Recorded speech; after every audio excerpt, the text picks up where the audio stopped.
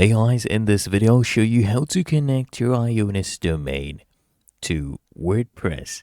Now the first thing I want you to do is just log into WordPress, and once you are on your site, from the left hand panel I want you to click on settings, okay?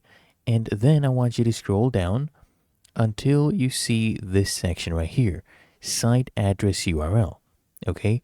Click here on add custom address, and we're going to be using a custom domain.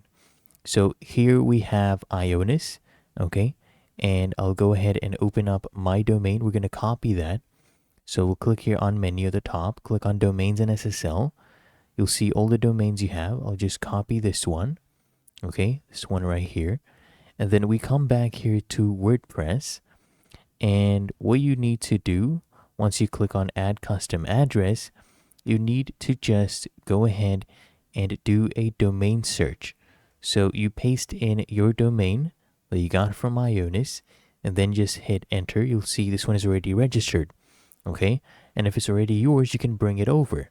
So click here on bring it over, and then what you need to do, okay, you need to wait for this to initialize, and then we'll be clicking on continue.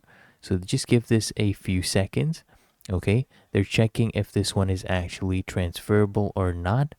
So once this is done, then you can just come here, click on connect your domain, okay? So we can actually keep it with our current provider and we can point it to WordPress, okay? And if you have SSL certificates, then they'll be included as well. So we'll come here, click on select, and then we are going to check out. So this is our order. You can choose how you want to be billed, okay? So we're getting WordPress Premium while we're connecting that as well.